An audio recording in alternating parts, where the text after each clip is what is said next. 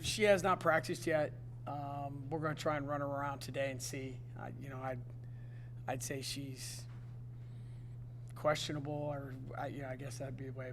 But she has not done anything since she got hurt. So I mean, all her rehab, and she could probably be on the swim team.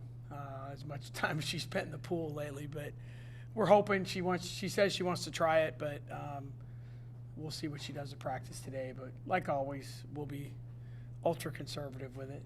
Is it something that's worrisome right now, or is it? Yeah, I mean, I not just the fact that you're talking about an All-American player who might not play, but you don't want it to be this chronic ankle sore. I mean, it's been sore, and she got rolled on really badly in the game. So you just want to be smart. We play tomorrow, then we don't play till the following Monday. So we'll see.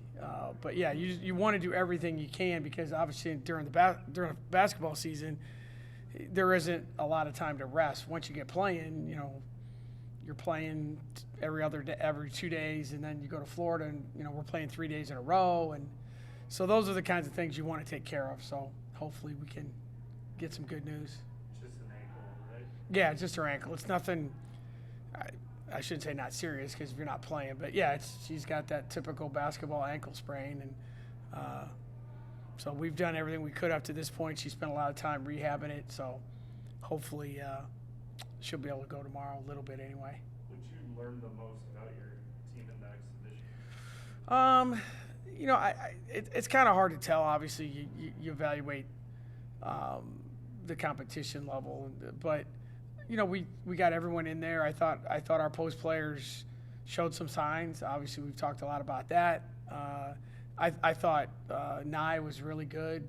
I thought Danae didn't seem to have the freshman big eyes that you would expect of a lot of young players. So, our questions are still our questions, and I think every team probably looks at that as you start.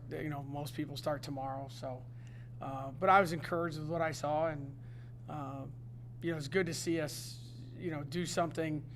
Every coach talks about getting comfortable when you're uncomfortable, and 42 seconds into the game, your best player's not playing, and so it doesn't matter what the competition. Like, you got to adjust, and people had to play different roles. We had to sub differently than we've done in practice. So I thought they handled it really well, and hopefully that's a sign of what we can do as we grow through the long season. You have so many new faces. How much does that help, having that first game to kind of get their feet wet, I guess? No, I think it's good. Everyone discusses that every year. From a basketball standpoint, you get two, scrimmages or exhibition games. A lot of people have gone to 2 scrimmages. The competition level's better. But for us, I think it is good. You put your uniforms on, you go through game day, all that stuff. I think it is. That's one great thing about basketball that, a lot of sports don't have. You can have a practice, and then you get something on video. But I think the idea, and for us, it was even more unique because of the fans. We didn't get to play in front of our normal crowd last year. So I think it was a great thing for our team, and I think they really enjoyed it, and hopefully it just gives you that much more momentum when you get into practice, and now the season's getting ready to start. Coach, with how the schedule shapes up towards the end of the month here, after the Omaha game, you got perennial power and South Dakota State coming in next week. How imperative is it that you see an encouraging performance tomorrow out of the post players? No, I think it's really big. I mean, you're right. I mean, our schedule is very, very hard. It's probably a little bit above our head when you really look at who we're playing and the turnaround time that we have. But so, yeah, they got to go out and play, and especially if Ashley's limited, and but that's the nature of it. You're on a scholarship. You're here to play, and the other team doesn't care that you're inexperienced or learning on that doesn't matter, and we're going to fight that all year. We have a lot of kids that, and it didn't change. I said that. We played 160 minutes, I think, in our scrimmage with people that you could consider freshmen, and, we did it again even more so in the exhibition game. So, but every team has things they have to work on, and that's what we have to be able to do. And I think we've practiced really well up to this point, and I think they're ready to go. And tomorrow they'll see a team that'll play 2 post players at the same time, which we haven't seen a lot. And so those are just things that every game you evolve and learn, hopefully, and get better from it and process it and quickly, not so quickly this time, but normally you better flush it or learn and then get on to the next one. I know kind of your thoughts on your AP poll ranking and what it means to you guys, how much it actually affects you in the grand scheme of things. Has this team responded any differently to being a preseason top 15 team than teams that you've had in the past have?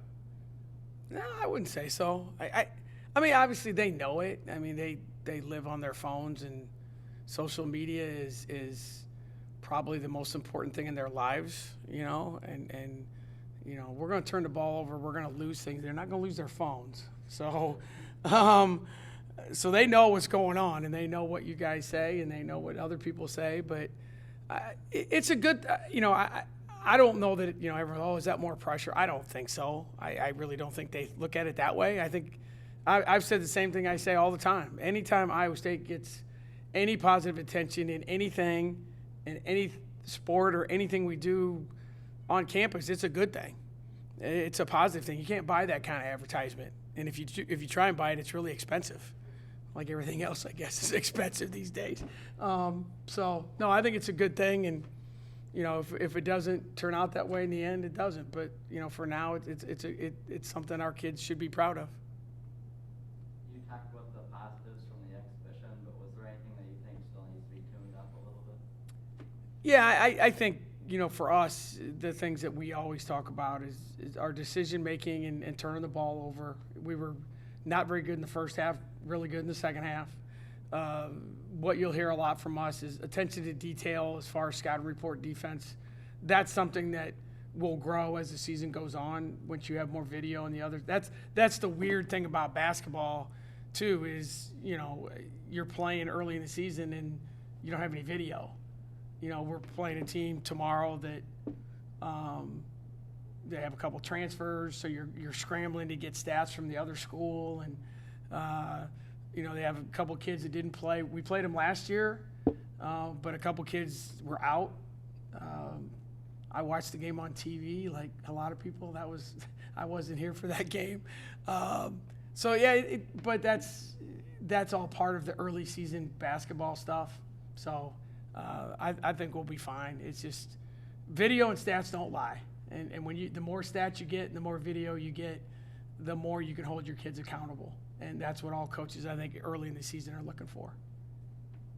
Everyone knows what kind of scorer Ashley is, but another really important aspect of her game is her rebounding. So if you are without her, how much more important does that make your post rotation kind of winning the rebound battle?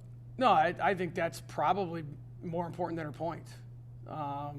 She's become a willing defender. She is the best rebounder on our team, and that doesn't fall just on our post players. Our guards have to rebound better. You know, we've had a scrimmage. When we did our scrimmage, Emily Ryan and Aubrey Jones were our leading rebounders. You can look at that any way you want to, but to me, that's not very good. You know, Lex has got to rebound more. Danae's got to rebound more. Nye's got to rebound more. That's the one thing about women's basketball. I've said this many times. I've coached a lot of games. I've never seen a female get a rebound above the rim, ever. And I coached against Brittany Griner for 4 years. It's who wants the ball and go get it.